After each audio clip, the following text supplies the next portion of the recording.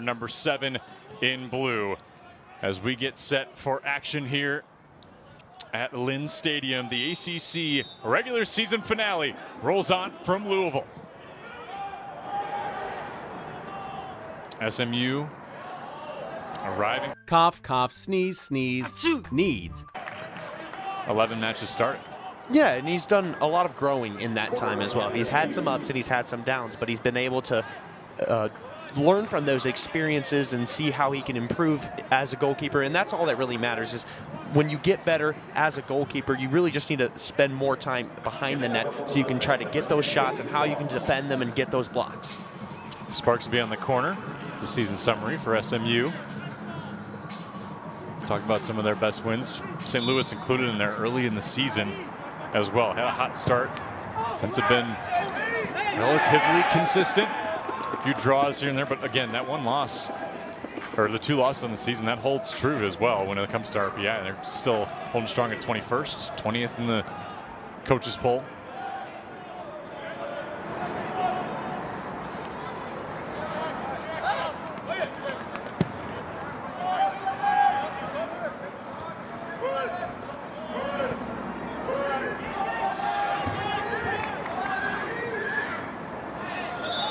On the road, a little bit of contact with Owen Zarnik.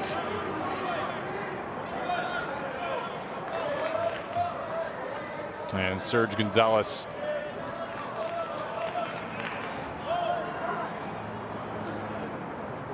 trying to mediate here.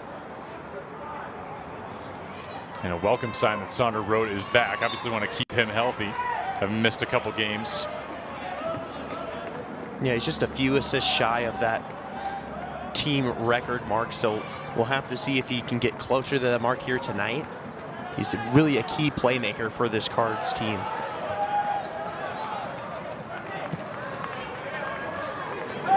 It's 2 of the top 20 single season totals for Louisville as well. A heck of a year last year. DeBlasis just testing out where Dominguez's head is at. And for Martin Dominguez, made his first start at Cal, hasn't really looked back. And the character of this team, when he talked to Kevin Hudson, it starts to feel, the more he talks about it, he said there's not one player that sticks out in my mind as somebody who has been the drink stirrer, if you will. But he's like, that's a testament to the grit that this team has. He's like, I've had perhaps teams that have been supremely talented over the years.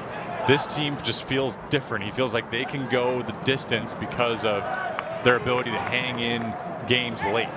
Yeah, and that's great for your team to have that identity, to have that grittiness, that toughness to bring to your games and your opponent and be able to outlast them, whatever that aspect is, being a physical team moving forward. Played back. Tackled by Jones, and it'll be another corner for SMU. On top of the rep.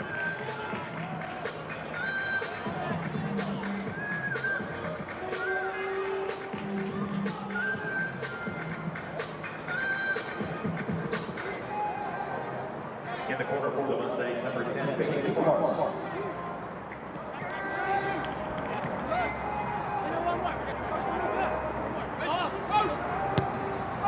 Into the box for Sparks. Jones heads out, falls right down. It's deflected by Jordan off the shot from Mitchell. It'll be a follow-up corner.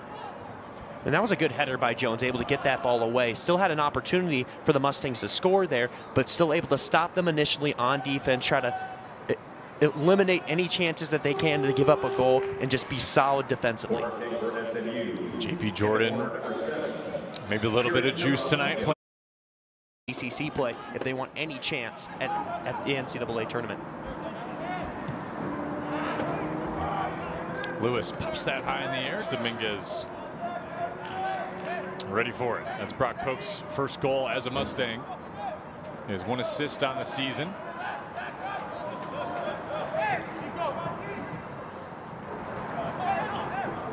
And a good early start. It's about the mark in the Wake Forest game that SMU scored as well. So that 10-minute icebreaker period, if you will, is over for SMU. They just start to turn on the Jets a little bit.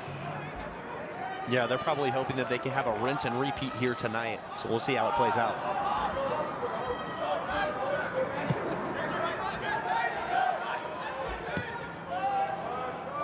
Zarnik forwards this ball ahead, chased down by Panozzo. And Biella ready for it.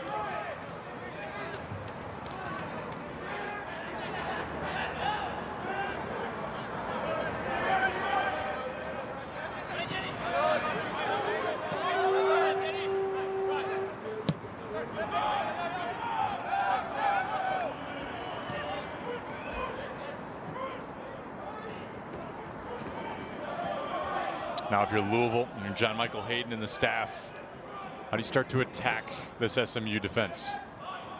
Well, you got to find opportunities to move the ball into their attacking third so they can get some opportunities, put some pressure on Dominguez. Yes, Dominguez, he's a great goalie, and he's grown a lot so far this season. But if you get some shots, able to keep adding those shots, keep putting pressure on him, eventually one's going to let through. Michael Lee, good forwarding ball, and that's just wide for TJ Koholi'i.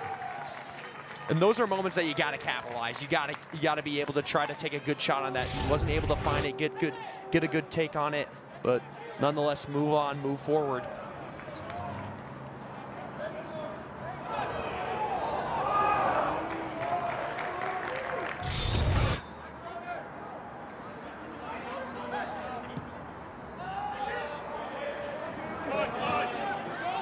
So first true chance for Louisville, maybe start to try to build some momentum. Down to Michael Lee from Rode. Rode cleans it up. And the time, Sumner Rode.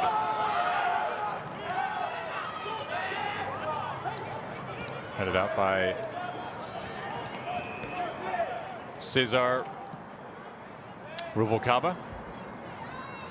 And you can start to see a little bit of up-tempo from this Louisville offense. Now that they're down a goal, now that they're down 1-0, they're having an extra layer of pressure for them to try to score a goal and get back into this game. Subashan got away with some contact there with Mitchell. He lost one toward Dominguez. Might be a little physicality tonight and maybe some chippiness going forward. Louisville still hungry for its first ACC win. It's been very elusive this season in the ACC.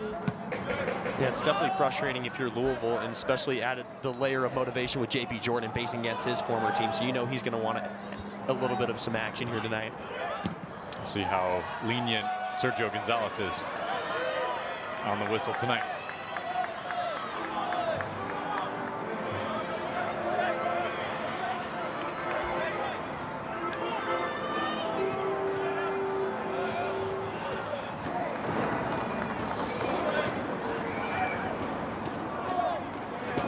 Salvo through to Scorsia. And Mason Tanafu upends that chance and works to Sonder Road, but SMU still continuing to press. Djordjevic charging and making some room for himself. But Jack Lewis returns for it. Djordjevic and Tanafu pops it one high in the air. Nice defensive work by the Aussie.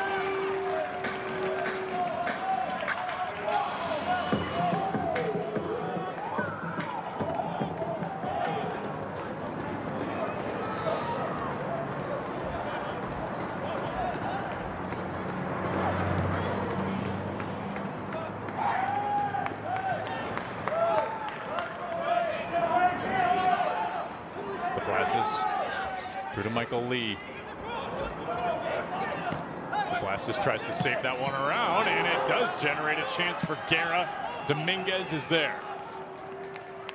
Impressive work by the freshman, sorry. Yeah, what a job by Michael Lee, able to get that ball and set his player up to try to take a shot at that, take a shot at Dominguez and put the ball in the net. And that traveled through the feet there of Ruvalcaba.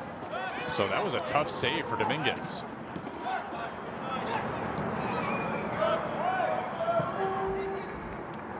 Road to Guerra. Subashan. Good look out in front, maybe there for Ethan Subashan.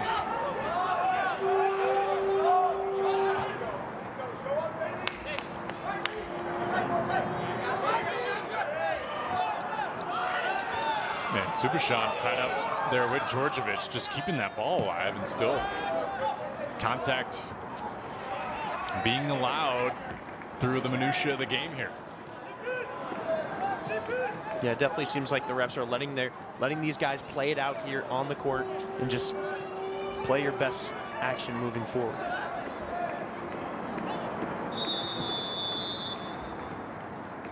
And now Subashan seems shaken up.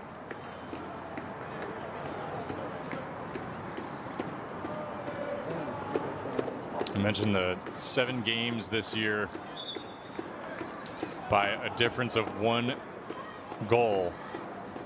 The one that sticks out that kind of got away from Louisville, if you ask John Michael Hayden, is that Notre Dame game. 4th game of the season. You're tied with Notre Dame. You give up that 2nd goal. Chances generated toward the end of that one. That would have been a pretty pivotal win for Louisville to kind of jumpstart them, but they just never really got going in conference play this season. Yeah, you never know how early in the season. You never know if Louisville was able to get that win. Maybe they changed the rest of the history of what happened this season. Maybe they have a little bit of a better record in ACC because of that. We also saw in Clemson, they played really well for Clemson and gave up goals late in that game, 3 goals back to back to back. And that, yeah, Clemson one was a heartbreaker too. When you're ahead and you give up those late goals. So this team is just right there. And we kind of talked about it a little bit with the youth. It can be sometimes daunting to put yourself in those crunch time situations. But at the end of the day, for years to come, these guys are learning how to deal with those, and that can pay dividends later on. Yeah, it can be super beneficial, especially moving forward in the future for this Cards soccer team. It's just unfortunate because you're in the now and you want to try to get the best results that you can for this season, which is unfortunate, but sometimes it's just how it is and you got to move forward. So Subashan will come off, assuming that Leon Kondich will probably take his place. We'll see, you know, either him or Blail Kamara.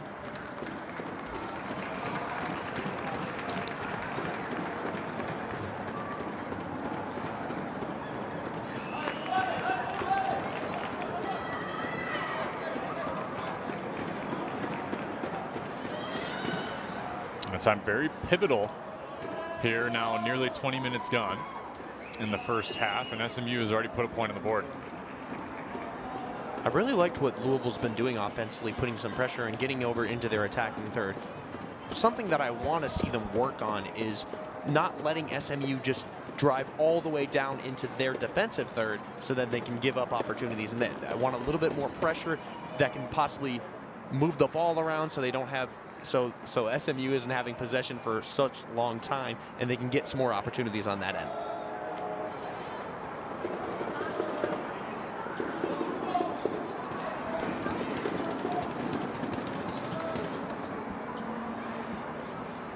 Sergio Gonzalez giving the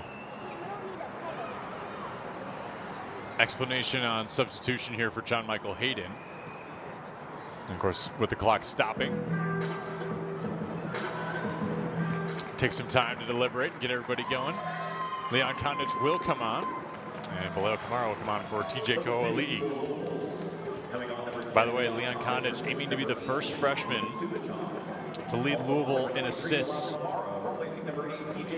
since Tim Kubel in 2014. So he is on quite the hot streak his first season. Yeah, and it's been impressive. Yeah, a playmaker for the future for this program, and that's exactly what you want if you're John Michael Hayden, a guy who can come and step in, especially with Sonder Rode. He's going to be leaving soon, so you have another playmaker who can step into his place.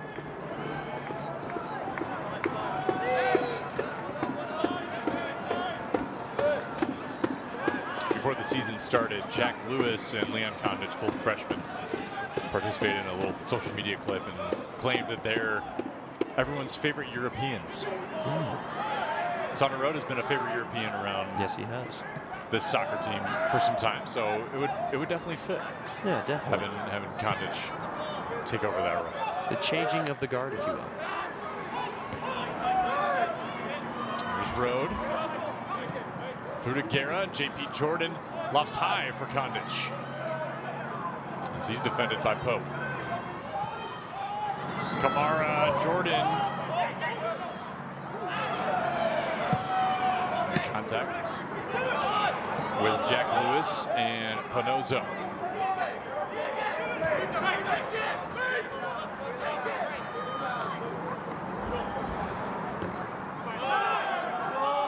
Michael Lee trying to generate a chance there in the corner. Salvo there.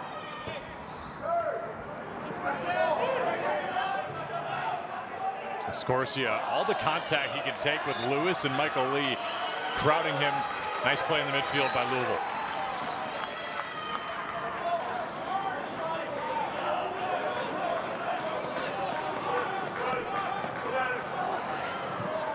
And Scorsia takes that one away again from Louisville.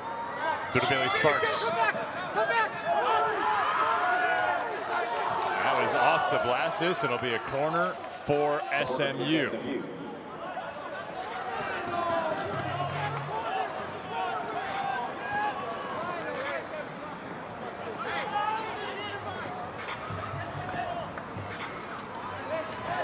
In the corner for the Mustangs, number 7, Kieran Champron-Pino.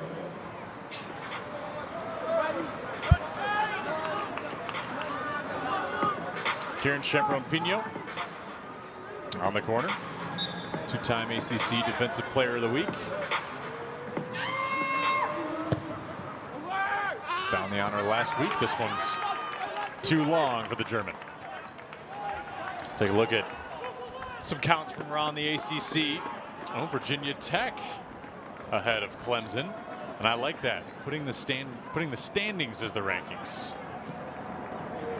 Yeah, Syracuse. Yep, Syracuse. That's a good one to get as well against Pitt.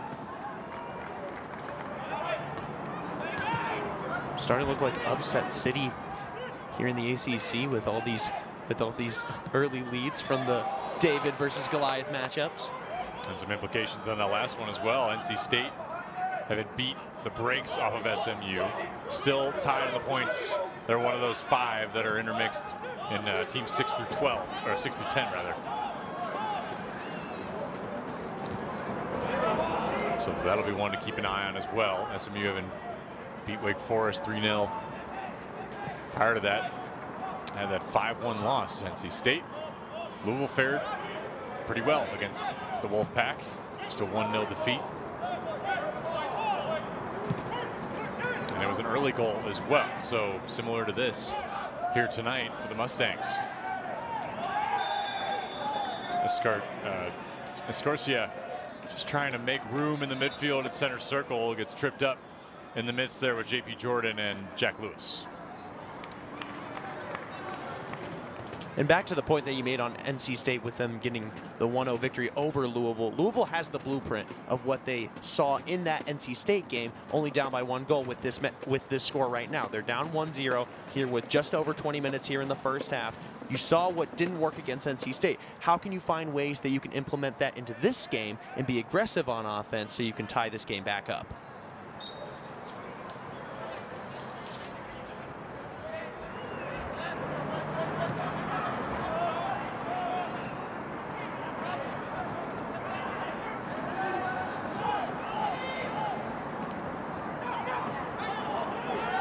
Panozo trying to find Jalen Mitchell on the fly.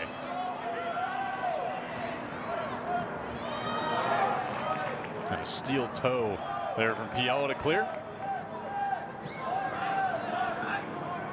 This has certainly slowed a little bit. It's looking relatively frenetic in the first 20 or so.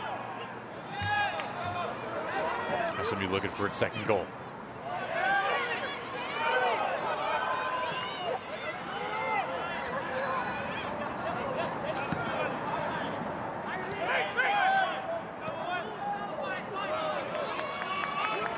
Nobody home for the Mustangs.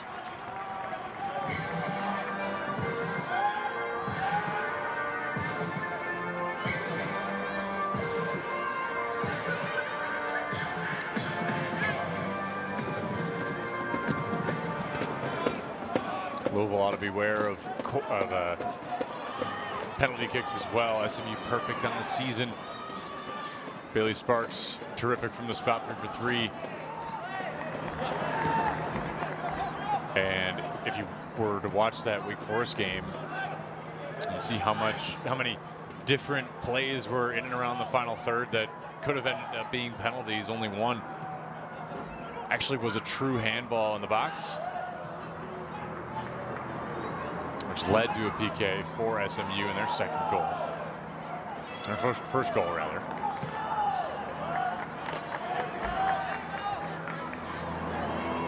Jones, Lewis, dangerous there with Sparks. There's the point leader for SMU. Through to Panozzo, back heel flip. Kept alive for Pino. And Chevron Pino doesn't want to catch up to that one. Blail Kamara there. But this will be SMU ball. Into the corner.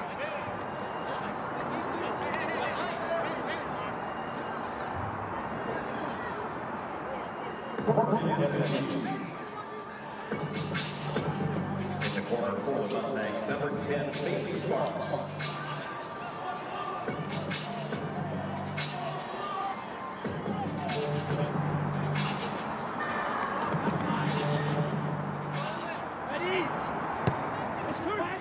The box, jostled around, and Noah DeBlasis puts a head on it.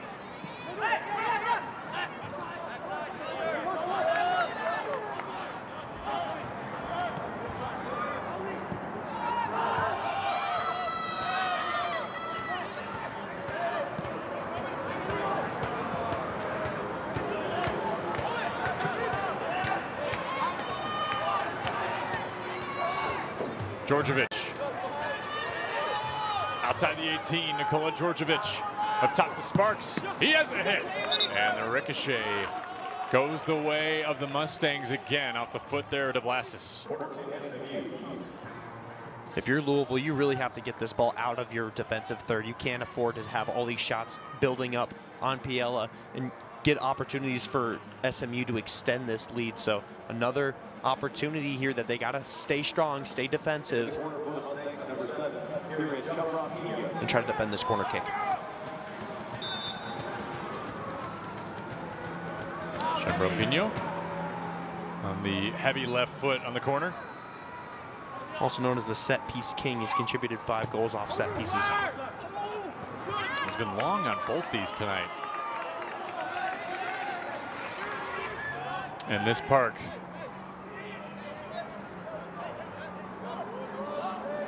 played for Rot-Weiss Waldorf, FSV Frankfurt, and Eintracht Frankfurt in his home country of Germany. Great academy programs. Fun to see how much of an impact European players can have over here in the States at the collegiate level. And still retain pro status when they go home. The Blasis to Michael Lee, just jostling around the midfield. And Jordan does not get away with the contact with his former teammate, Jalen Mitchell.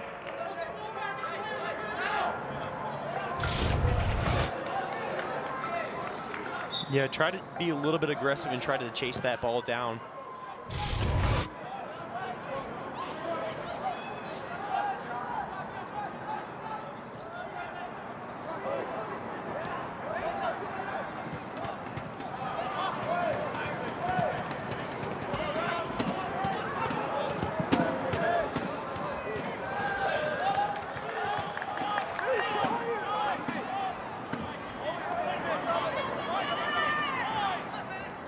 Talk about some of the success that SMU has carried in the NCAA tournament. 35 appearances in the big dance. As they approach here in the final third, Piella is there. 25 third-round appearances, 13 Elite 8 appearances, and they made their 6th NCAA tournament, 4th Sweet 16 appearance under Kevin Hudson in that 2023 season. 2 College Cup appearances as well in 2000 and 2005. Kevin Hudson was a part of that 2000 team in his freshman season. Both lost in the semifinal.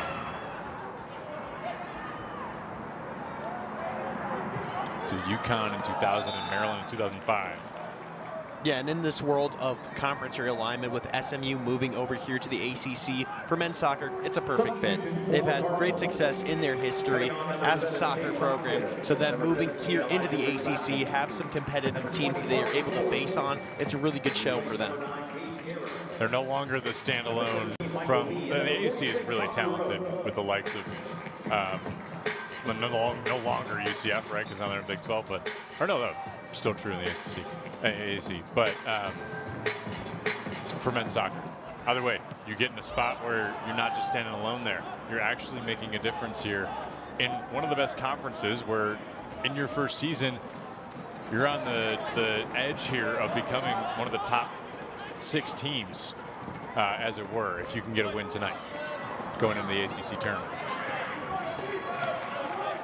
Yeah, and that's just another thing that you can add to your resume, especially now that you're in this new conference, especially since it's your first season. They've had tremendous success so far. So that's another thing they can add on to them, grow from that experience, and maybe use it in the future years and be able to establish yourself as a distinct team here in the ACC. Kondic has been really excellent on set pieces this season. Finds in the short corner. That ball's alive, but Dominguez is there.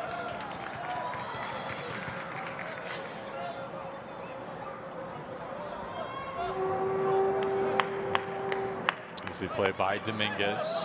Here's a look at the season summary for SMU.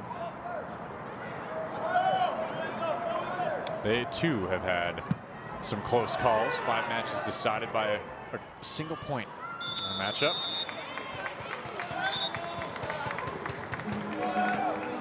And to add on to the American and just some of its proclivity, think about Tulsa, came here last year as a ranked team. Think about Memphis, always a mainstay. It's a grouping of teams that in a conference like that could be really talented and usually is. Forbes is offside.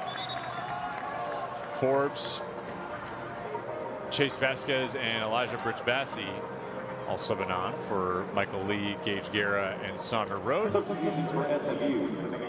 And Nate Berkovitz, the 2023 AAC Rookie of the Year. The second leading goal scorer for the Mustangs last season. On the pitch. And SMU head coach Kevin Hudson, he talked about the type of athletes that he's been seeing here in the ACC when he's gone and faced numerous different teams. It just really shows a good testament of like how teams are able to adapt when they move into different conferences, and you see the types of opponents that you face and trying to live up to that level. It can be tricky to navigate that at times, but SMU and Kevin Hudson, they've done a great job so far. Chambron Pino on the turf for SMU.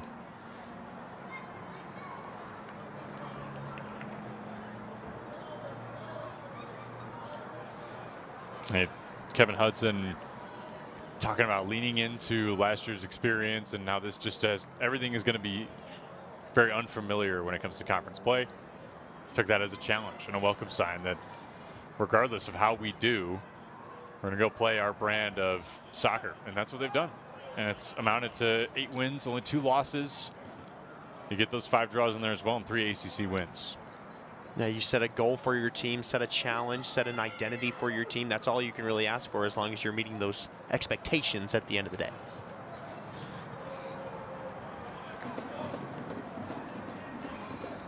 And of course tonight, if SMU can get an extra 3 points in conference play with a win, they'll get to host. And for Louisville, scrapping for that first ACC win of the season.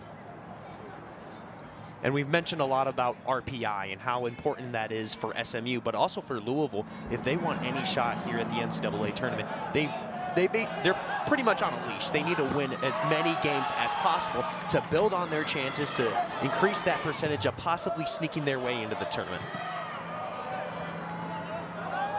Well, they got a lot of help last year in the ACC tournament, getting all the way to the semifinal before falling to Clemson. And Parker Forbes tied up with Bonozo.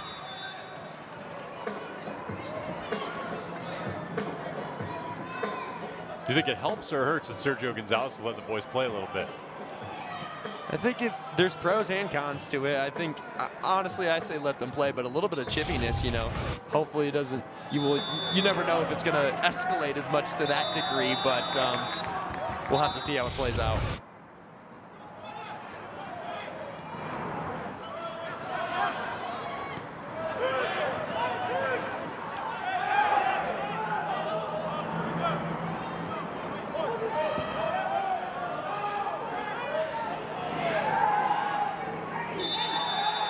Escorcia tied down, and that's the breaking point there for Sergio Gonzalez. A yellow card on Parker Forbes in all likelihood, as Sergio calls him over. Yeah, probably smart if you're Sergio, trying to make a statement. You don't want things to get out of hand, so taking a stance on that. Milton Lopez getting set to check in for Enzo Pinozzo, the junior defender from Rock Island, Illinois, and the former walk-on. Earned his way into the starting lineup. And Kevin Hudson, he doesn't hide anything. He said, Pinozzo we told him that this is what he's going to have to do to enter onto the pitch and be a starter. And he's done that. For a walk-on to do that at this level is really impressive stuff. So we'll certainly his night's not over. He subbed off here with 10+ minutes to go. Really impressive what a walk-on can do in ACC play, coming off an AAC championship from Rock Island, Illinois. Chambron Pino battling there with Kamara. Another corner for the Mustangs. Right, and everybody loves a good walk-on story. Is a player who maybe had no shot or people didn't have any expectation for him to play or even start, more or less, and be able to develop as a player, get as much experience as you can, and be able to come through at times. It's really a special story. Sparks into the box, lofted high in the air. Pope was looking for a second one on the head hunt. It'll be another corner for the Mustangs for Chambron Pino.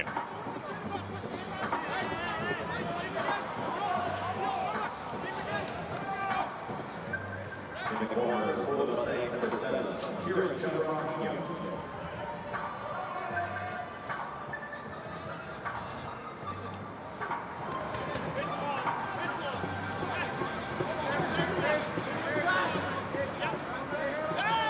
Long in his first two.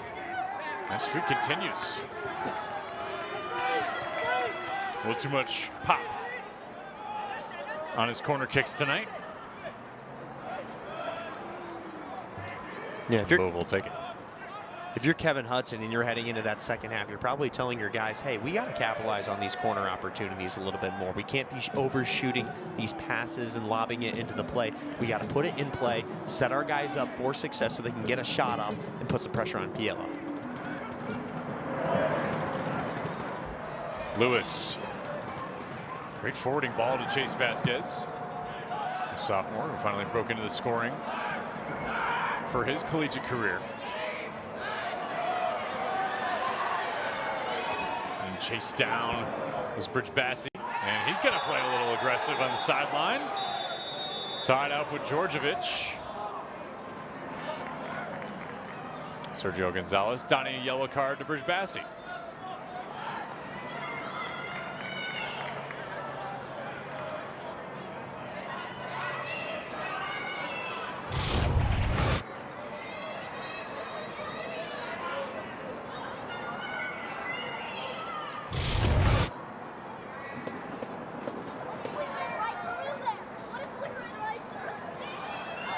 Georgievich down in the captain's armband, part of the All-AAC rookie team his freshman year in 2022.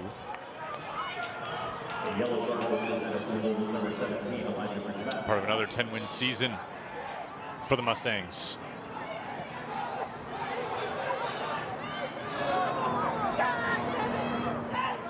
And Kevin Hudson eyeing his third consecutive 10-win season.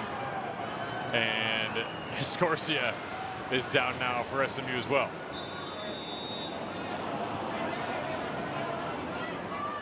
some fans are pledging their displeasure.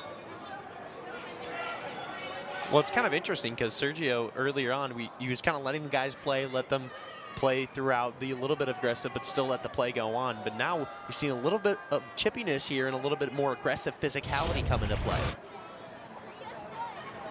And he's called a couple of the matches that he's been a part of.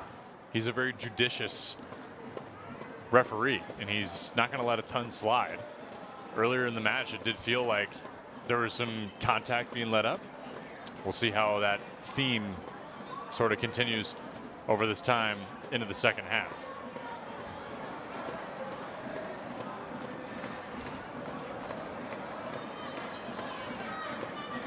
As mentioned, all 15 teams in the ACC are in the top 80 in the RPI. Louisville sits at 62nd. Pitt, of course, number 1. North Carolina 3. Duke 4. Not a whole lot of separation with the teams out of the triad there, especially if you throw NC State as well. This is it's a grouping in the top 30 that feels like a good indicator for where the conference is right now. But not only that, it just means that each and every one of those matchups in the ACC tournament is going to be juicy. Yeah, especially when you have that tight, competitive aspect to all of these teams. It's going to set them up moving forward when they get to the NCAA tournament, and that's why a lot of times you see a lot of ACC teams vying for that College Cup.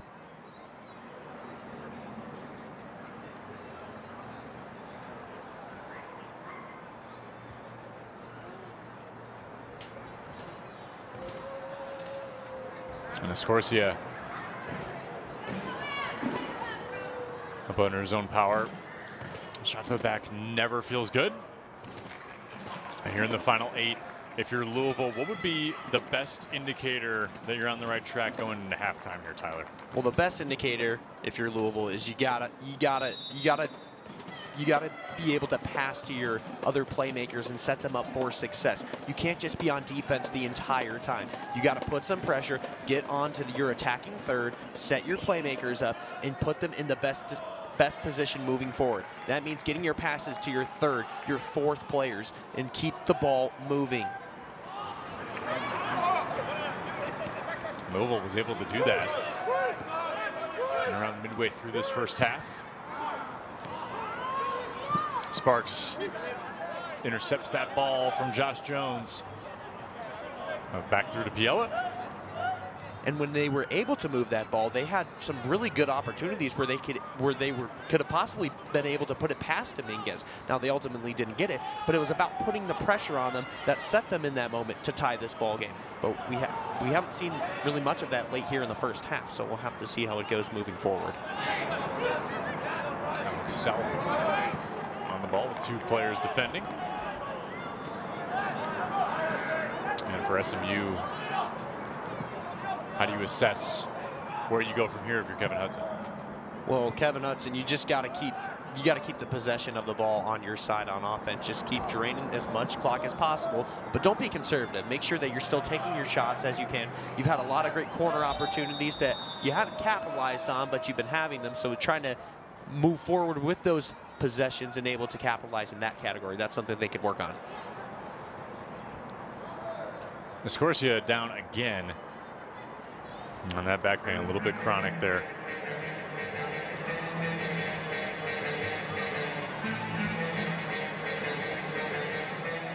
Louisville, one of 2 ACC teams seeking its first win this evening. Boston College, the other. They both have 3 points in conference play with their 3 draws each, including their own draw against each other.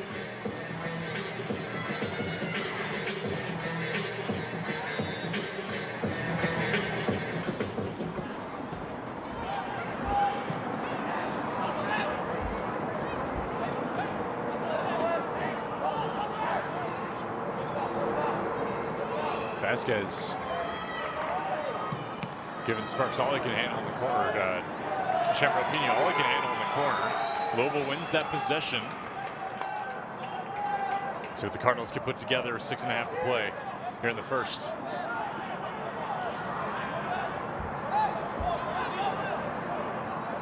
Gonna bring Tadafu in, who's got a cannon on the long throw if he wants it. Disappointing. Just lofted it in there.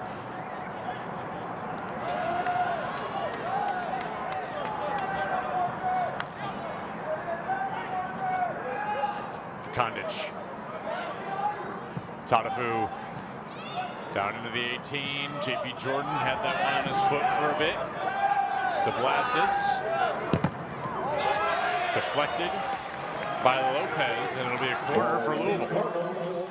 Now this is going to be a key corner play for Louisville. Why? Because this is a chance that you can set an opportunity, put some aggressiveness, and capitalize on that. And all of a sudden, you're tied this ball game. But guess what? You have the momentum moving here into the second half.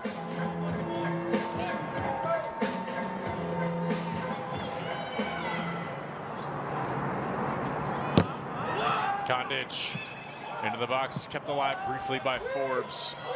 He had back-to-back games with a goal 2 weeks ago. And Louisville's last matchup against Milwaukee about 10 days ago, as Tadafu lets one hit there, deflected by Sparks. This would be alternate possession going the way of SMU. It felt like in that Milwaukee matchup that Louisville had everything clicking. They just seemed like they were pretty in groove and pretty in system to where John Michael Hayden and Sean Teepen and the rest of the staff want them to be. Yeah, they had control the entire game against Milwaukee, and being able to get that win and victory and build on that momentum, that was something that they wanted, and they just haven't been able to find that success since. So how do you find that success? Well, you got to put, like we keep saying it over and over again, sending your guys up, finding your playmakers, and getting the goal in there, but you got to put some pressure on them.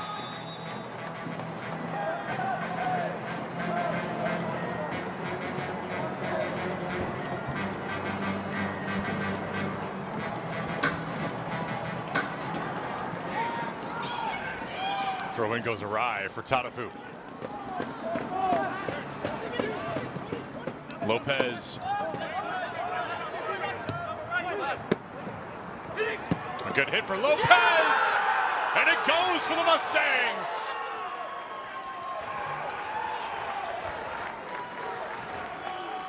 Milton Lopez, the local product, making his presence felt for the team from Dallas as they go up 2-0.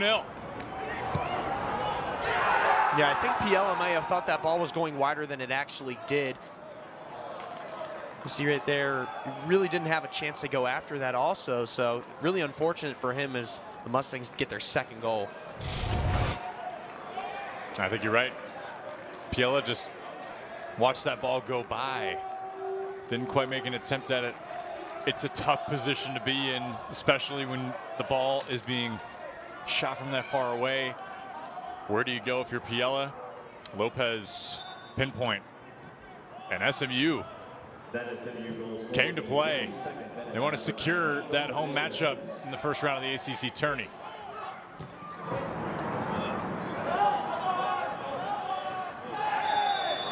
Berkovitz sent that ball forward for Lopez. And Lopez only his 10th minute of this first half. Fresh legs and fresh hits for the Mustangs.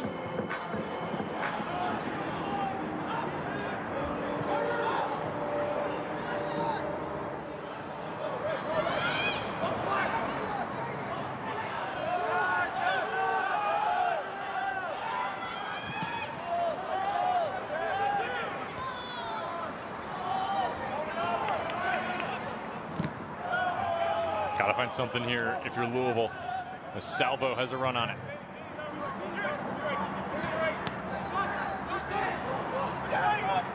Lewis for Kamara. And back to Tadafu. Number 3 here to play in the first half. If you're Louisville, yeah, your back is on the wall right now, down 2 goals. But there's still a lot of time. You still have another half where you can climb your way back into this game and make it a tight ball game once again. It's not over until it's over.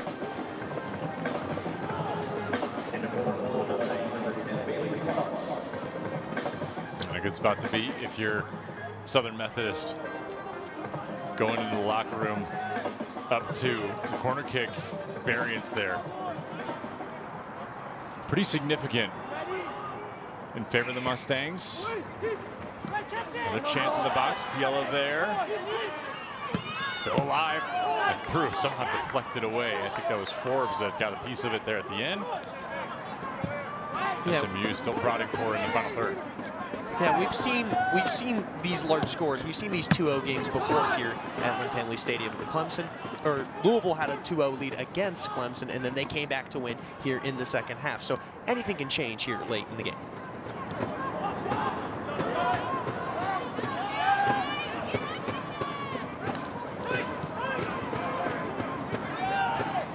Only saying in tongue-in-cheek. 2-0, sometimes said. It's a dangerous lead in soccer. Absolutely. Kamara gets upended by Djordjevic. Louisville trying to make some hay before halftime. This final minute and some change. Tatafu.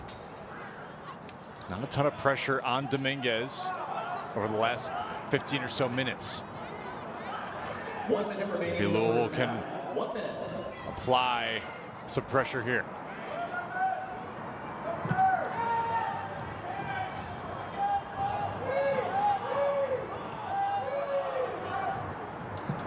Tatafu into the 18, and Djordjevic there to head it out.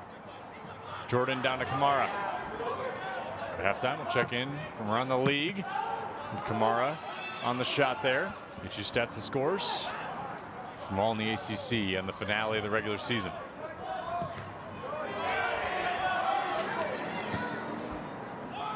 DeBlasis up top. Forbes nearly had a head on it. Tatafu, last ditch effort here in the first half of the Cards.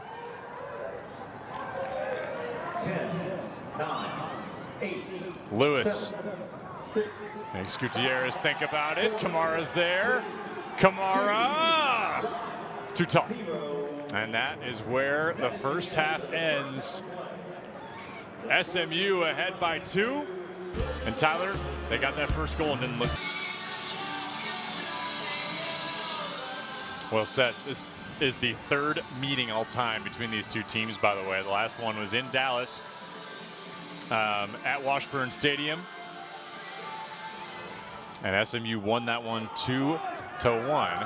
Louisville won the first ever matchup back in 2000 in Kevin Hudson's freshman year. So he has not played in this stadium, of course, but in this iteration of the University of Louisville, but he has played against the Cardinals when he was a player for the Mustangs.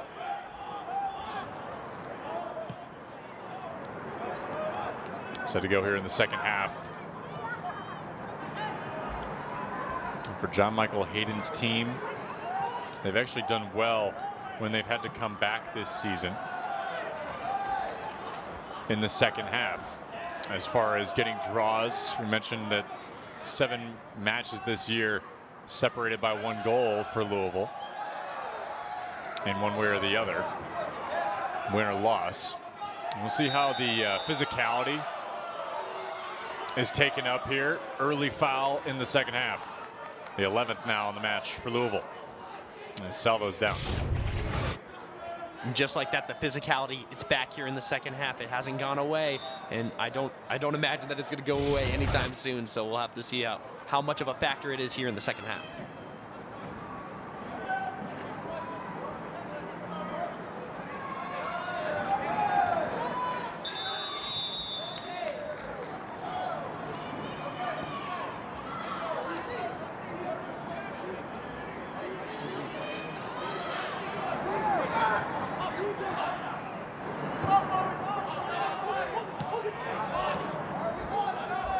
Mentioned that Louisville's been good against teams when they're down in half to at least come back or draw, but the last time they've overcome a 2-goal deficit to win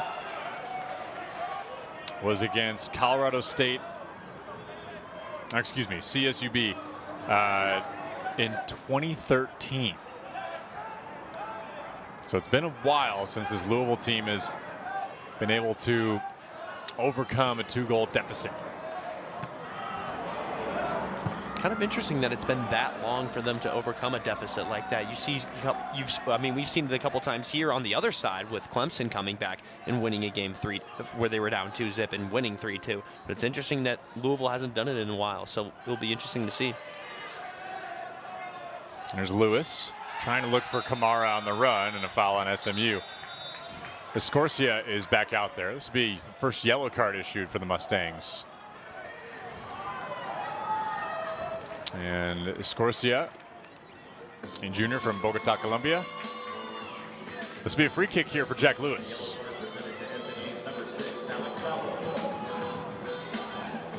And actually, Alex Salvo on the yellow.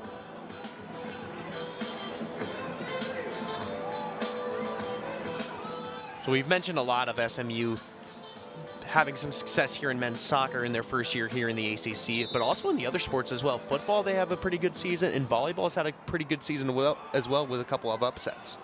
Ball lofted high in the air. That's Jones that had the contact up the head. They're going to say it was last touched by an SMU player, so it'll be a corner kick for Louisville.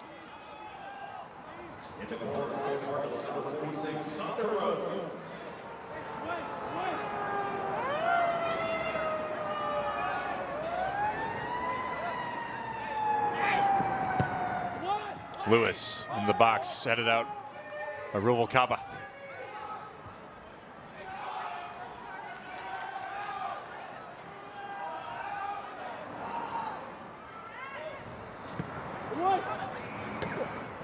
Jones, good attempt to get Gutierrez off the line, just wide.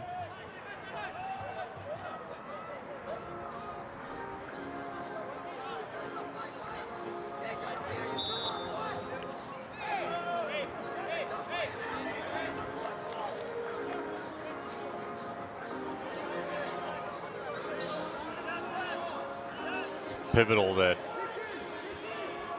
Pitt gets the 1 seed in the tournament. Wake Forest came here last year and clinched the ACC regular season title to cap off its excellent season for Bobby Musa's squad. And kind of impressive for Pitt that not many expected them to win the conference, especially in the regular season. I think they were picked 9th in the preseason poll in the ACC. So here they are finishing out on top. It's a really good showing for them here in 2024. Yeah, really impressive stuff. Especially for a group that last season fell at the hands of a Louisville team that was just on a hot streak and a crazy match as well. But Jay Vidovich's team has their eye on a national championship as Brock Pope knocks someone down to Gutierrez. There are 6 active ACC head coaches that have won the Division I national title. Mike Noonan from Clemson, of course, last year. Carlos Simona from UNC. Jay Vidovich, we just mentioned, from Pitt. Jeremy Gunn from Stanford. Ian McIntyre from Syracuse when they won it in 22. And George Glidovich. There's Blair Kamara. Toward the cage, Jordan nearly had it on there, but Michael Lee answers and Louisville scores! Michael Lee! What a hit!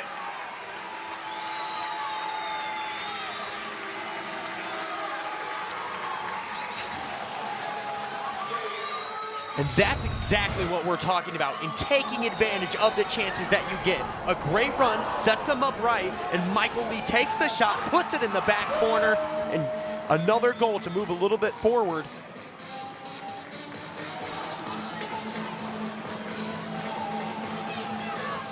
Move that deficit down by just 1 goal. And Gutierrez falling there in that sequence as well. I wasn't sure if he just couldn't see beyond Ruvalcaba.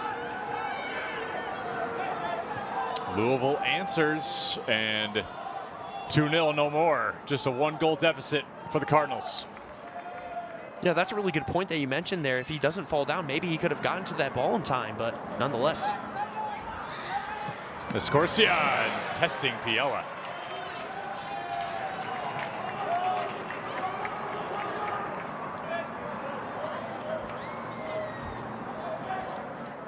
This has shades of the Clemson match as well, but the roles are reversed here because Louisville was ahead by 2 and gave up 3 for Clemson to come back in that one. And the Cards have life. Billy Sparks along the sideline.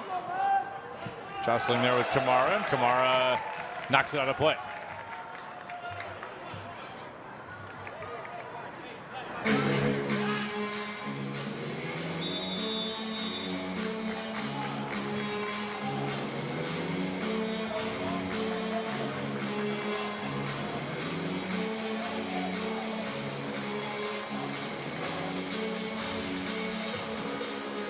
And Sergio Rodriguez resetting play. Chambron Pino to throw in for the Mustangs.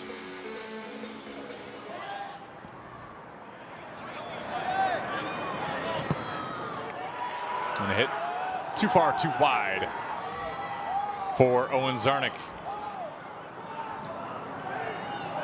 And I like the aggressive approach that Louisville has taken in John Michael Hayden. I wonder if that was a message that he gave to this team in halftime. Play a little bit more aggressive, press them a little bit more on defense so you can get the ball back and make them take shots that they normally wouldn't take. Yeah, great point. If you can get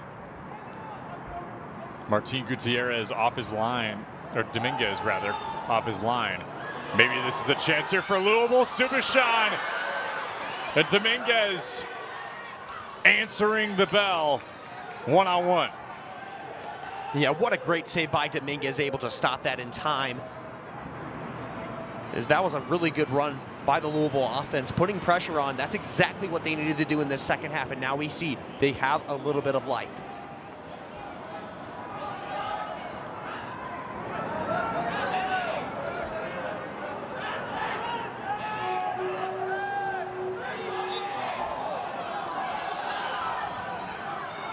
Subashan, a little contact with Escorcia.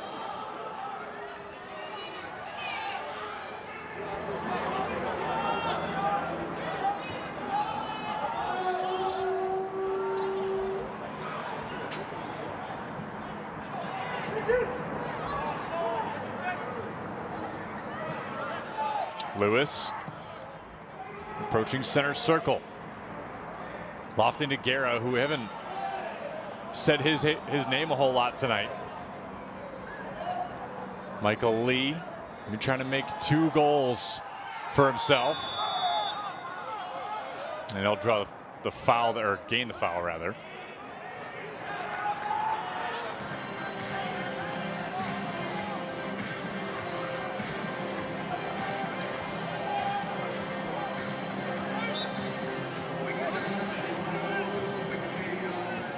Both teams even in shots, by the way. Dominguez with 2 saves to Piela's 1.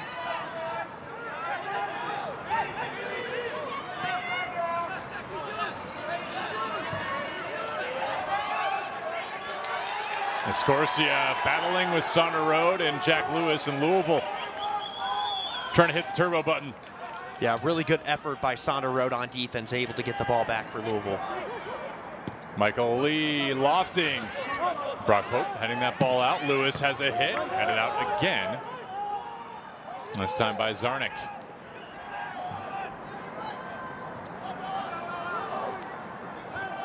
DeBlasis.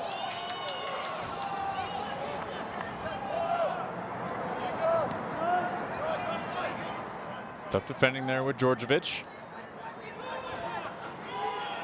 And a good run from the captain. Ball finds the feet there, Jalen Mitchell. Nifty play by J.P. Jordan, picking the pocket of his former teammate.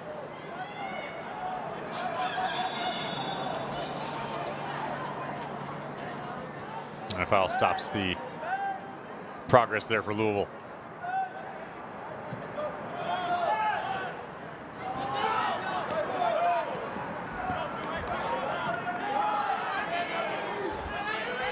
Escorcia takes that one away, works off to Bailey Sparks. DeBlasis sliding that one to get it high in the air.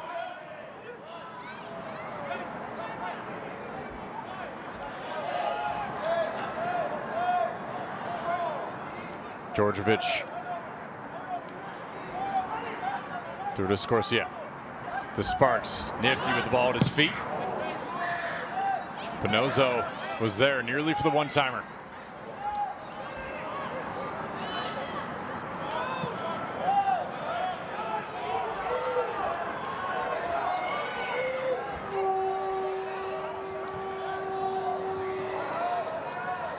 It's on the road. And offside for Louisville.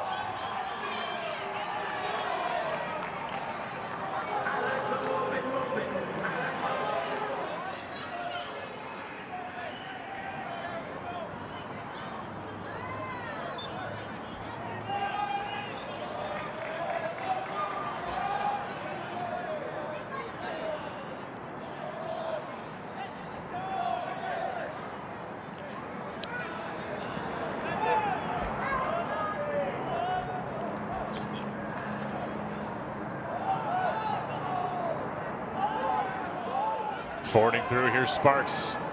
On the inside of the 18, Sparks. Ball deflected, Kamara finding Pino. Scorsia back up top for Pinozzo. Great slide by Jordan. Said he was going to bring a little bit of juice tonight against his former team. Those are the types of plays that go a long way for your squad. Yeah, you can feel it here in the atmosphere. The momentum is kind of shifting towards the Cards so far here in the second half. So can they build on that, score another goal? Maybe it's a tie ball game. Who knows?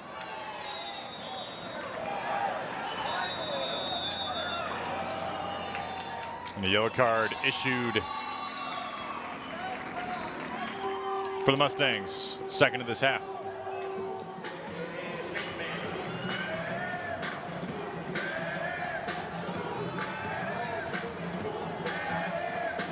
The yellow card presented to SMU's number 14,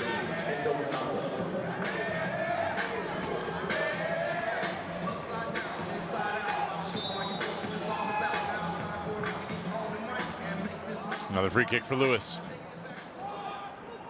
He's looking for Josh Jones.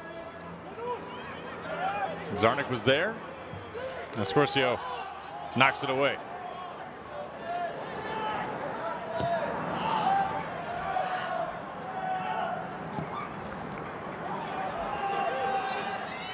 Jones down to Sonder Road.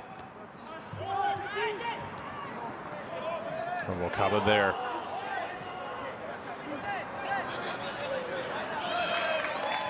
Paleo Kamara, heady play to get that one away from Pino. Subashan was battling through, and you start to feel like there's a little bit more, even if it might be chippy. It's starting to go, at least the fouls are starting to go Louisville's way a little bit more. This is now their third free kick of the match, all here in the second half. Yeah, and getting those free kicks is so critical, especially if you want to try to get some momentum on your side, build on that success, and put yourself in a better position than you were in previously.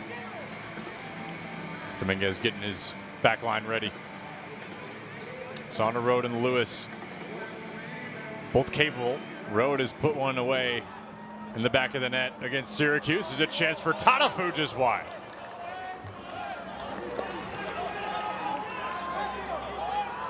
Talk about momentum building into what could be a comeback. Starting to feel like Louisville stacking some plays up. And that's exactly what you need if you're John Michael Hayden in this squad, is building on that atmosphere and that momentum so you can put yourself in a better position, get some opportunities for your playmakers so they can get yourself back into this game. Here's Road with that very chance. Nobody really covering. Road. Dominguez a save. Jordan off the crossbar. Almost the equalizer against his former team.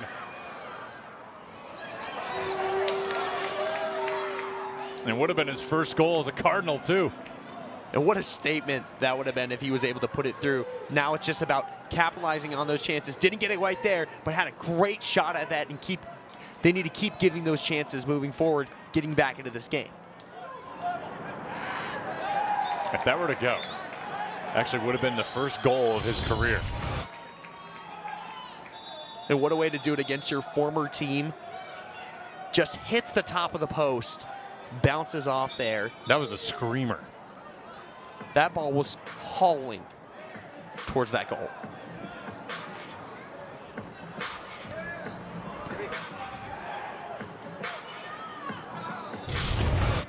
And Kevin Hudson said, got nothing but love for JP Jordan, and supported his decision to leave the program. But he said, we got you guys next year. We'll be ready. And JP Jordan said, I will be too. It's been a fun matchup. Yeah, I gotta love the competitiveness from both sides. Here's Guerra. I'm blowing the roof off this park, if that were to go. Here's Kamara. Beautiful ball through to Jordan. Into the short corner. JP Jordan wide, but was that touched by Dominguez? This is going to be a corner for Louisville. There is the player profile on JP Jordan. Part of that 2022 All-AAC team. And he has been the Iron Man this year for the Cardinals, playing in all 15 matches, the only one on the roster to do so. Saunders Road up top looking for Jones. Jordan has another hit. Third time's wide again. But again, Louisville, another play stacked and another opportunity to go score. Yeah, and what I've really liked from Louisville so far here in the second half is the ball movement.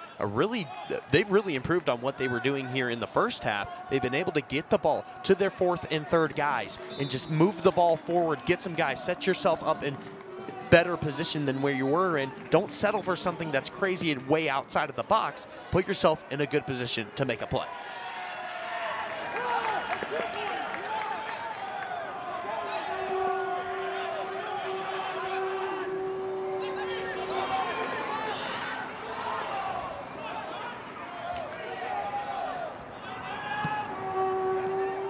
In the center circle, here's Sparks. Jordan back to Lewis. Great tackle. Michael Lee, maybe a little too hot on that touch to try to get it forward for Gage Guerra.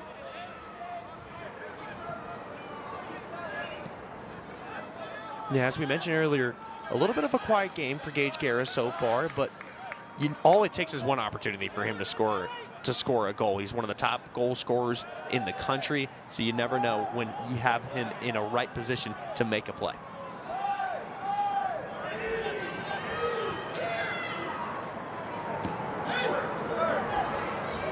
Certain guys just have it like that. Super shot on the run. Ball poked away, but into the feet. Waiting there for Jack Lewis. Kamara against Kieran Chambrampino. Chambrampino amongst this back line, he's one of the best on-ball defenders for this group.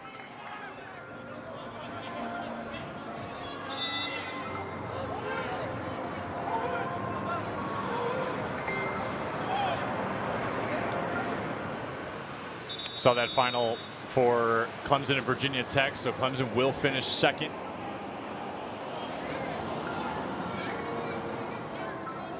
Syracuse still ahead against Pitt. This is a Pitt team that, after that High Point loss when they were #1, added another tally to that loss column. So of course you want to have, they've already secured the #1 seed in the tournament, but you don't want to go into the tournament with a loss. You do bleeding there, and then this is the one that matters the most for SMU. If the Mustangs can secure a win, they don't have to worry about it, but they would need Wake Forest to win if they don't win tonight here against Louisville. And BC and North Carolina. If North Carolina wins, they tie with Clemson, but they'll secure that third spot with the win-loss, as far as I know. Yeah, a lot of situations that teams need in order to secure what they want to have come for the ACC tournament. Mitchell, heavy left foot there with Piella, the save. The freshman is maturing before our eyes in the goal. Yeah, really good extension by Piella to stretch over for that ball and reach for that, as you can see right there. And he made it look smooth and easy. It seemed like he had really good anticipation on that shot, able to haul it in, and as you mentioned, yeah, growing as a goalkeeper. Up to Guerra. Through to Supershot, back to Guerra. Guerra scores, and we are level in Louisville.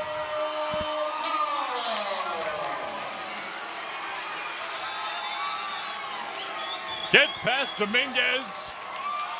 And the Cards,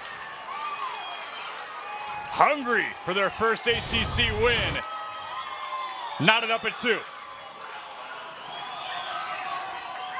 And what a shot there by Gage Guerra. As we mentioned earlier, once he puts himself in that position, able to take the shot and score, knotted up at 2-2.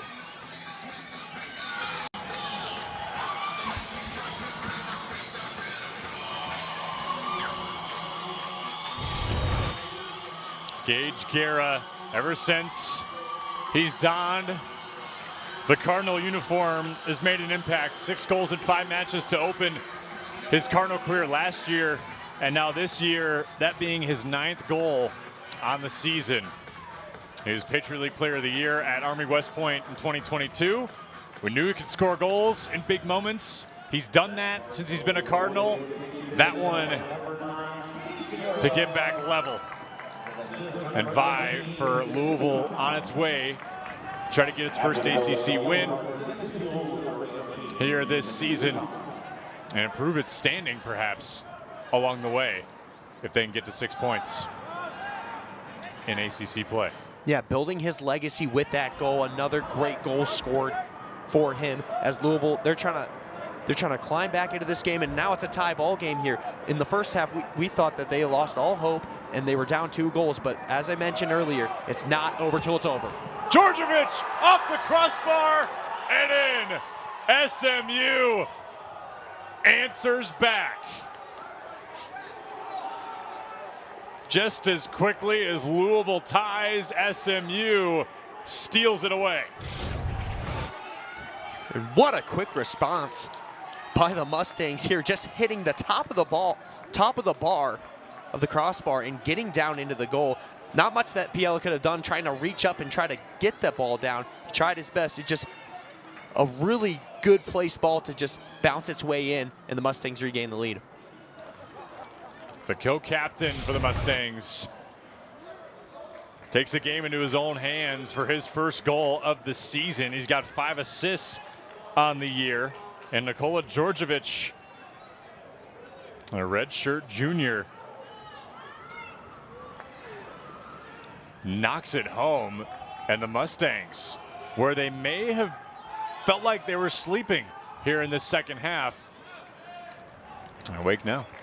Yeah, it's really interesting. As soon as the Cards scored that second goal to tie it up, it's almost like Mustangs that the Mustangs came back and were just like, let's retake that lead. Let's not give this up quite yet. So let's regain the lead and make it 3-2. Saunders Road, and Djordjevic ready for it.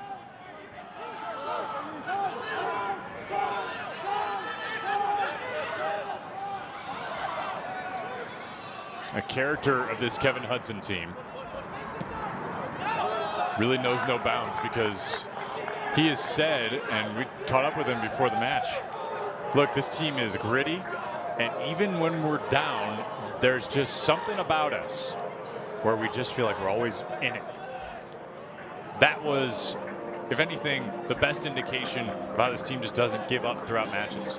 Yeah, it doesn't matter what the score is. It doesn't matter if you're down by 1 goal, up by 1 goal, tied 2-2, or if you're down by 5 goals. It doesn't matter. It's be able to turn on that switch and be able to play your brand of soccer, have that grittiness and mentality in this match. Gava up top, and Michael Lee usurps that ball, scoots it outside. But you're right. We talked about the athletes that both sides have and what's very typical in the ACC. And Kevin Hudson and John Michael Hayden both have mentioned that you have to be one of the hardest working teams in the conference in order to get some of the wins that come from late matches. They also said a lot of teams in the ACC might be characterized as risk averse.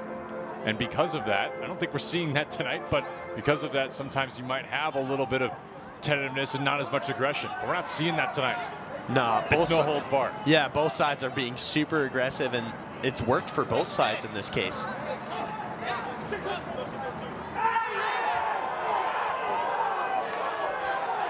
A bit of a tie up there. Louisville gains possession.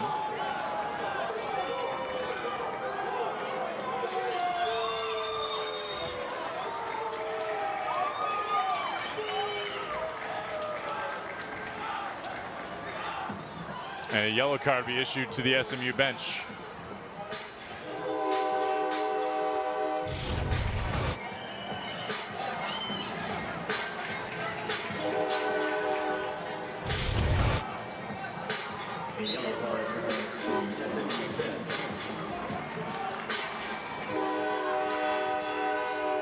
See if Louisville might be able to answer. Talked about the last time they overcame a 2-0 deficit to win was against Cal State Bakersfield back in 2013. Threw ahead to Chembron Pino. He's a really good on-ball defender. Not so bad one-on-one with the ball either. Escorcia off of Kamara. That dribbled off the foot there of Escorcia.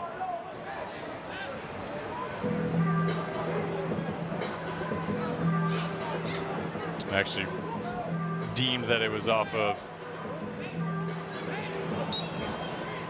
Jack Lewis, according to Sergio Gonzalez.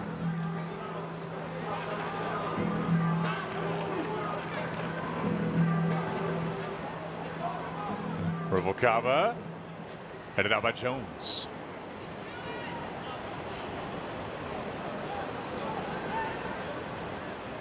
Entertaining first half.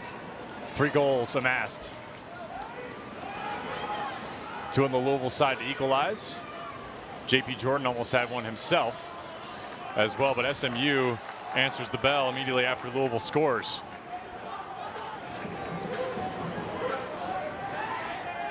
Even with Louisville giving up that score, they still shouldn't change their mentality that they have on offense. Keep putting pressure on the offense and moving the ball downfield.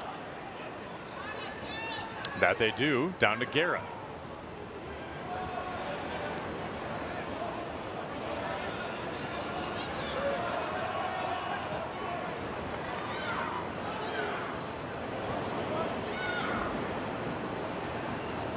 Some really good passing so far for Louisville.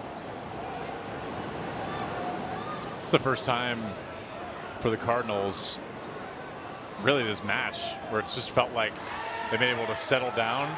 But unfortunate errant pass there from Josh Jones turns it over quickly. No, but you're absolutely right. It was the first time that they actually settled down, really focused, and got the pass, moving it to players to their first, second, third, fourth passes, able to move their way downfield and not be so frantic heading downfield.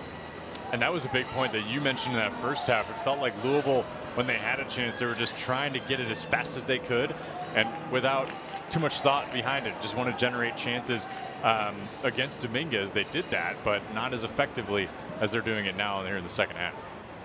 Yeah, and there's nothing wrong with being aggressive and going go, go, go all the way down the field, but you have to have a little bit of some thought, a little bit of some process on how you're going to go about that approach. If you don't have an approach, ultimately it can get a little bit messy. It's an SMU team that had multiple awards in the American Athletic Conference a season ago, including Staff of the Year, Defensive Player of the Year, Offensive Player of the Year. They went undefeated in American Conference play, won the tourney as well. They knew they had some pedigree coming to the ACC. Supershan, whether or not that got affected, regardless, it's going to be SMU ball.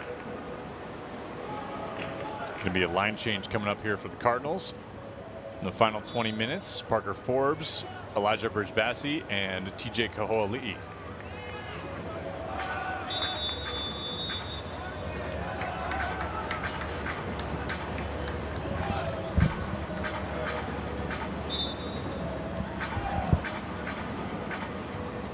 With SMU just adding to the pedigree of the ACC. Out of the last 5 College Cups, 2 ACC teams have advanced to the Final Four there. And at least one team in the College Cup, 22 out of the last 23 seasons from the ACC. The only time that didn't happen was back in 2018.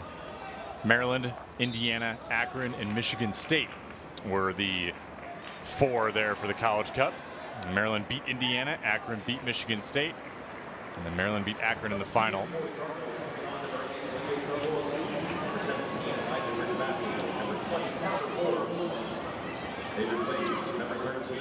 And the last time Louisville made it to the national title game was against the Zips.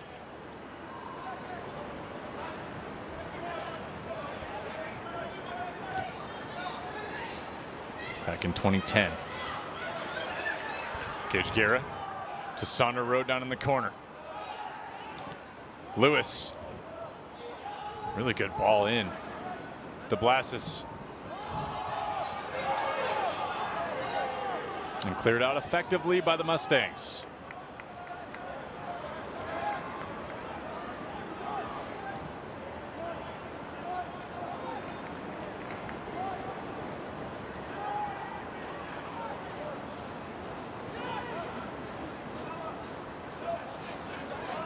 JP Jordan working outside the 18 with 2 defenders on him. Bridge Bassey keeps that alive. Back to Lewis. Lewis deflected by Sparks. I kind of want to see them take a little bit more smarter approaches with their passes. Don't just take some long shots just to take some shots. Put your players up in a good position.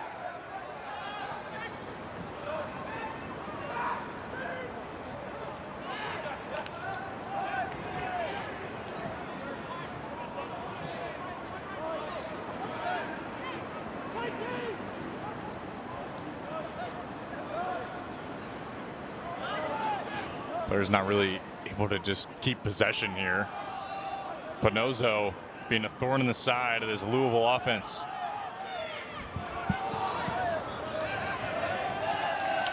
And that ball out of play.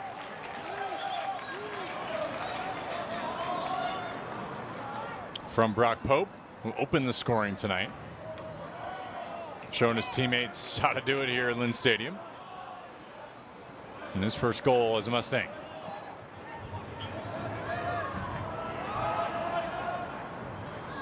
Lewis to DeBlasis. And off the side, Forbes can't catch up from DeBlasis' pass.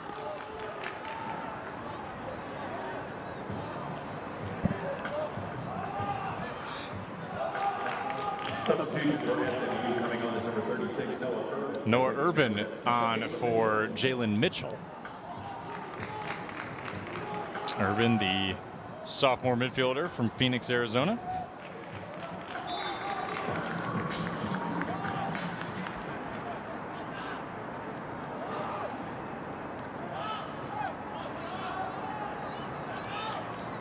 Nearly the final third of this second half and the final stretch of this matchup. In the finale of the regular season, the ACC, Wake Forest has taken the lead against NC State. If SMU somehow falls against Louisville tonight, they'll be grateful if Wake Forest can hold on to that one and help them secure a home ACC tournament match. Panozzo through Escorcia.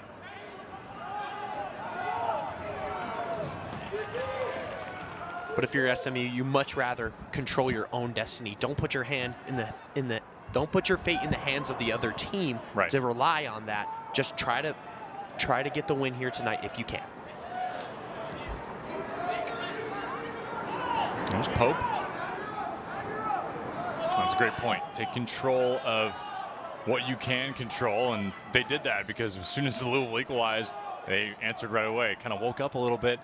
And it felt like SMU hasn't looked back, but now Louisville is trying to get back to 3. Ooh, Parker Forbes takes down Djordjevic as his momentum's carrying him down, but that's going to be a foul on Djordjevic. So Louisville, I think, catches a break there. Once again, the physicality has come into play here today. No doubt. It still hasn't left here late in the second half. 15 fouls to SMU's 9 for Louisville. 6 for SMU in the second half, 5 for Louisville. And Vocaba heading to clear that one away. Escorcia.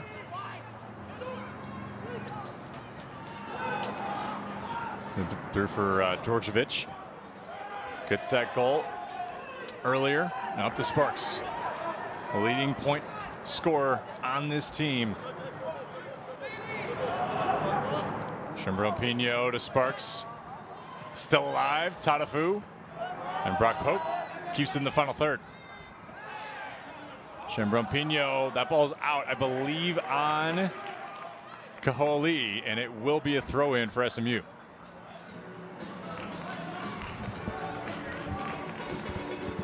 But yeah, it was really interesting. Once Louisville tied this ball game at 2 apiece, it really kind of seemed like SMU came to the realization, oh, this game's tied. It's no longer just a 2-0 ball game. It's a tie ball game. We got to wake up and we got to put the pressure on again. Ruvalcaba backing up for a long throw-in. The cage popped up and over. No worries there for Piella. Take a look back at how we got here to 5 goals tonight. Brock Pope opened the scoring. The Bellarmine transfer just from down the street, and SMU didn't look back there with Milton Lopez goal as well, but Louisville had some answers for him, Tyler. Yeah, SMU were able to take the approach early on, and after Louisville missed some chances in the first half, they were able to capitalize and tie it here in the second half.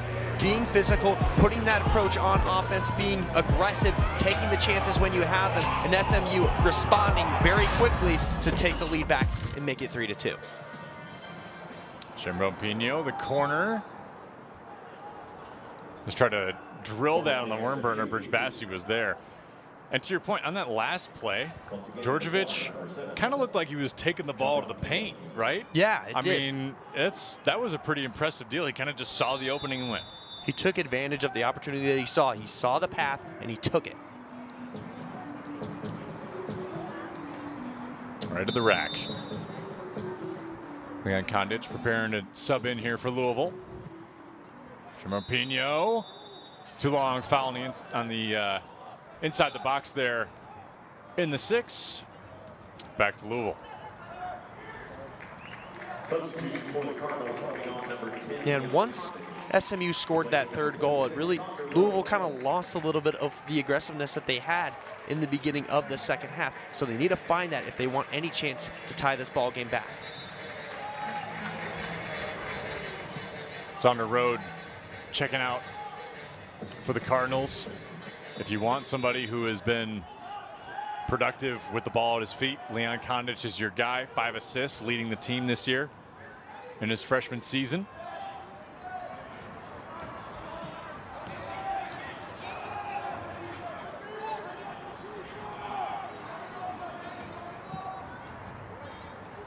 Free kick for Jack Lewis.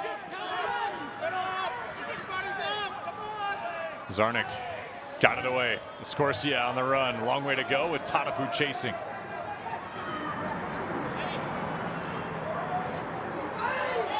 Escorcia along the out of play line there. Kept it alive. Back to Pope and Ruvalcaba. How about this back line for SMU? Haven't given up, obviously a couple goals here, given up from distance, but this feels like a group that has been really tied in together, really in lockstep. Yeah, it's a little bit uncharacteristic that they gave up 2 goals early on in this game. They've had a lot of clean sheets, a lot of really solid performances from that back line. But they've when the moments have mattered most, they've been able to get those stops. They haven't let this game get completely out of hand. Louisville, especially when Louisville's been aggressive here in the second half. So it's more so, can they finish strong and hold off the Cards? And Kevin Hudson told us too, when you have 3 in the back, sometimes you can leave yourself vulnerable. That's why you need somebody like Chambrompino on the outside to help you if you need 4 or 5. Louisville, similar structure to SMU, so sometimes those holes are left open, and sometimes it really pays off. Jones has to catch up to this ball. He does before Irvin is able to get there. Into the final 10 we go. Louisville vying for its first win of the season. SMU trying to clinch home field advantage at Washburn Stadium down in Dallas. And Louisville also trying to avoid inside of the bracket with Clemson and the like. They won't have a favorable matchup even if they were to win or draw, but this group knows that if they have even a little bit of a semblance of magic that they had last year in the ACC tournament, that they've got a shot. Yeah, they definitely have a shot. Now, they're on a leash, as I mentioned earlier. They need to get the wins. They need to keep keep putting themselves in those positions and fight as much as you can to keep moving forward, keep moving on, move deep into ACC postseason, and you never know what can happen. Exactly. That's soccer by far. Maybe basketball, you could argue, but you could really have a magical run. Think about an Oregon State team last year, right, unseeded in the NCAA tournament, sort of middle of the road. Creighton from 2 years ago. That's all it takes. There are teams that go on these runs because they just play hot at the right time. Yeah, that's all it takes, is just being hot at the right moment, at the right time, and seizing that moment at the end of the day.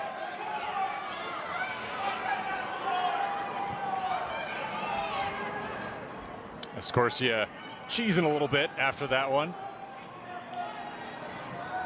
Goes back to Louisville. Bridge Bassi falls down with contact from Djordjevic, and this will be a replay review for Sergio Gonzalez.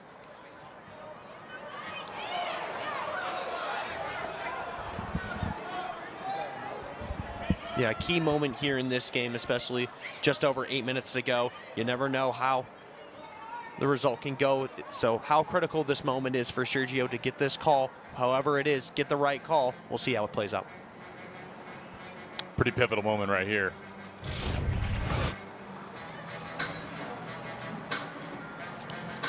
Bassi is out of the box there.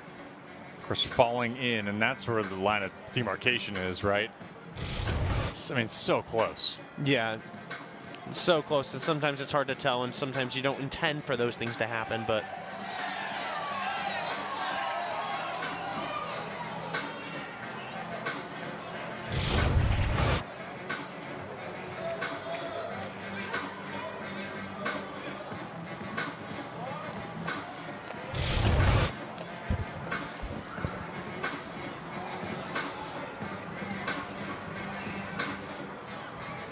Joe Rodriguez discussing there with John Michael Hayden.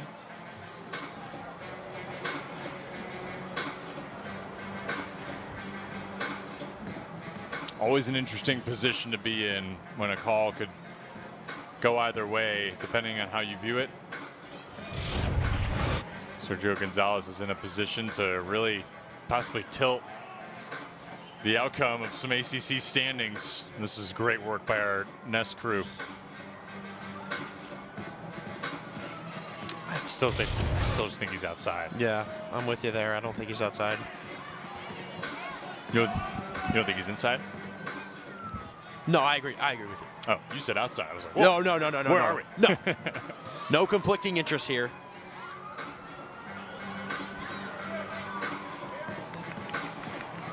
Sergio Gonzalez Rodriguez has made his decision here. This will be a free kick outside of the box for Louisville. Bridge Bassi outside of the painted white stripe. So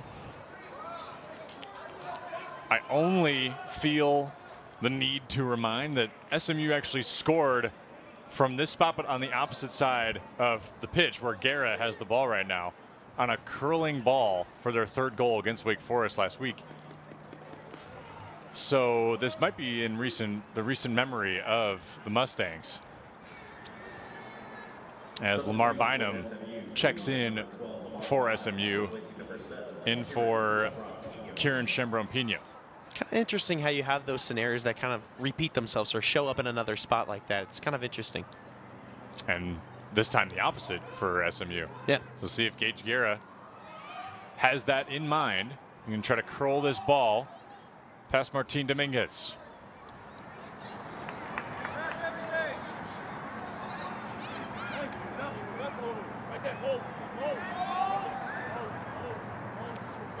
Wall getting set up. Louisville tied Syracuse in the final minute on a free kick from Sonder Road. Gage Guerra, a chance to go level with the Mustangs here.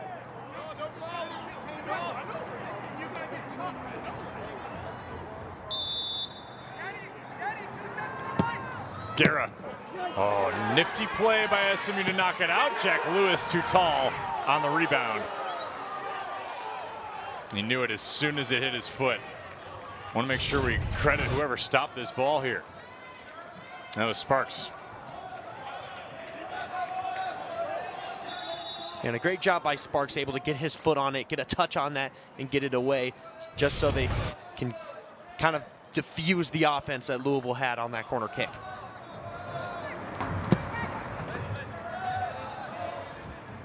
Teams were even, relatively even. I think SMU was ahead by 1 maybe in the shots category. Louisville has since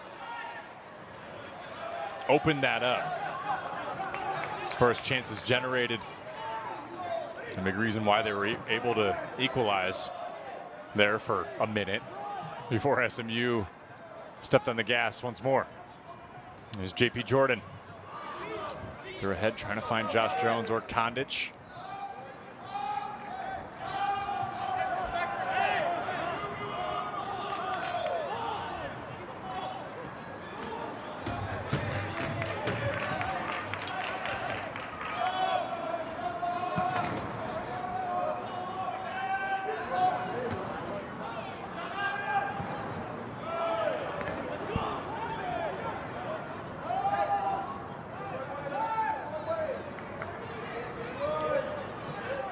Lewis.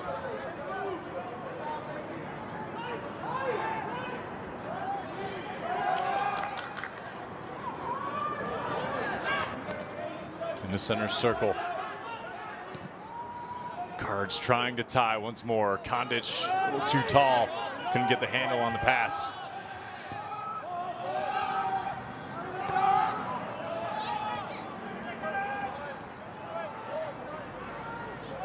Louisville's made the tournament each of the last 4 seasons. Lost in the first round in the first 3. Won their first round matchup last year against Dayton in a 7-goal thriller. To Jones. And it was John Michael Hayden's first win in the NCAA tournament. But it took an ACC tournament run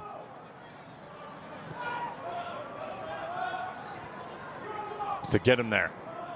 Yeah, will most likely have to be the same here this season, so we'll have to see how it all plays out. And for SMU in their debut season in the ACC, really good impression made. They're on their way as of right now to their 9th win, looking for their 3rd consecutive 10-win season under Kevin Hudson. Yeah, but if you are Hudson, you can't look too far ahead. You got to focus with the task at hand, get the job done here in the Derby City, get the win, go back home and prep for the ACC tournament. Back to Kondich. And Zarnik pops it up. Down to Pope. Jack Lewis. Alive. Lewis. Back into the box for Josh Jones. Wide.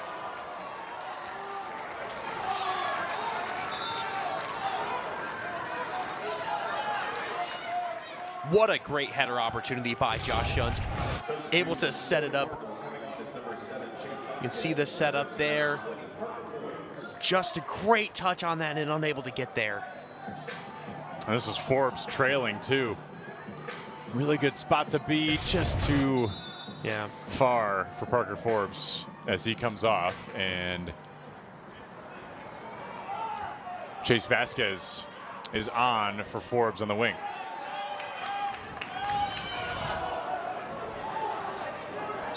Ahead to Escorcia. Foul on Mustangs.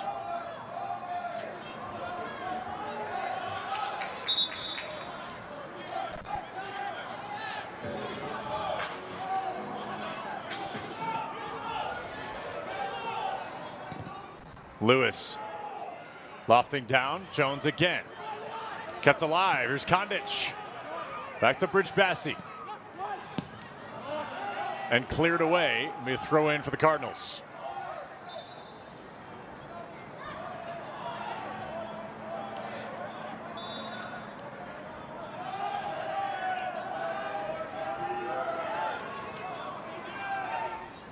Tadafu lofting once again. Of course, Jones getting all these header opportunities, moved up into the offensive end to try to generate headers. Here's Vasquez. And SMU ready for it again. That was Zarnik. DeBlasis down to Kaho'ali'i. He's got Bynum covering. Inside to Guerra. Using TJ. Ball deflected up. Jones down, but I think Dominguez got a piece of it. Just north of 3 minutes.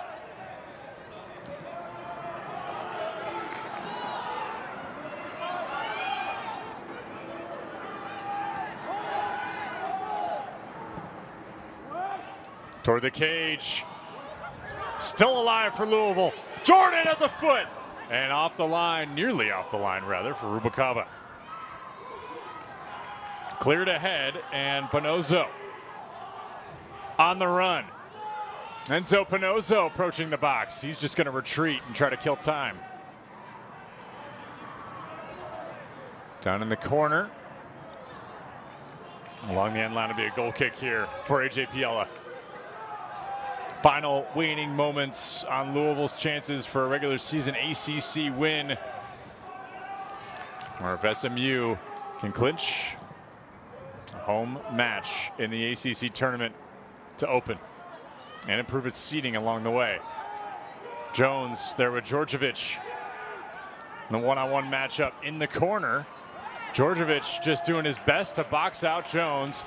It'll be a throw in here for Louisville. Under 2 minutes to play.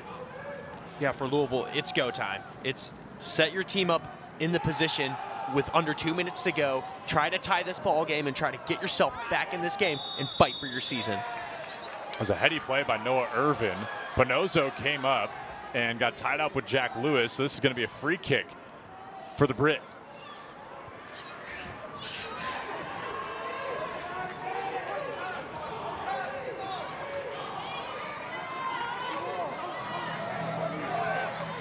Key play to try to draw level for the Cardinals. Gage Guerra. They're eyeing for goal or for Josh Jones in the air. Too long and tall. Guerra put too much on it. We have a minute to go.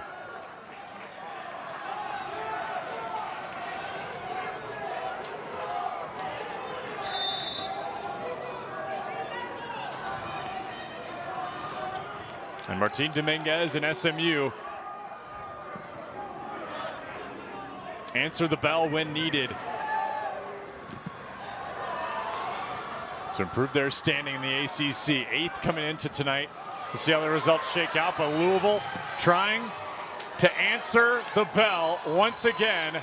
Under 30 seconds to go. They can draw if they get a crazy sequence here with Leon Kondic on the corner. They've done it before this season. Kondic up into the box. Deflected away by Rubalcaba in the final 10. Kondic once again finds Jones. Piella's there. And Zarnik knocks it away. And the Mustangs from SMU take down the Cardinals and clinch a first round match at Washburn Stadium.